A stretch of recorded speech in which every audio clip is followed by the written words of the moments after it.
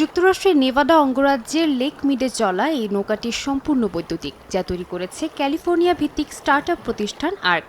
প্রতিষ্ঠানটির প্রকৌশল দলে রয়েছেন বৈদ্যুতিক যানবাহন নির্মাতা প্রতিষ্ঠান টেসলা ও রিভিয়ানের সাবেক প্রকৌশলীরা। নির্মাতাদের দাবি, পানিতে চলাচলের ক্ষেত্রে বিদ্যুৎ চালিত নৌকা গ্যাস চালিত নৌকার তুলনায় বেশি পরিবেশ বান্ধব, কারণ এটি চলার সময় পানিতে কোনো ক্ষতিকর পদার্থ নিঃসরণ করে না। আর্ক স্পোর্ট ইভিতে রয়েছে ৫০০ হর্স পাওয়ারের ইলেকট্রিক ড্রাইভ ট্রেন। এতে নৌকাটি দ্রুত গতির হলেও শব্দ অত্যন্ত কম। গ্যাস ইঞ্জিনের মতো ধোঁয়া বা তীব্র কম্পন নেই। রক্ষণাবেক্ষণের ঝামেলাও তুলনামূলক কম। একবার পুরোপুরি চার্জ দিলে নৌকাটি গড়ে ৪ থেকে ৬ ঘন্টা ব্যবহার করা যায়। বিশেষভাবে পানি নির্ভর খেলাধুলার জন্য নির্মিত আর্ক স্পোর্ট ইভির বড় শক্তি এর সফটওয়্যার ব্যবস্থা।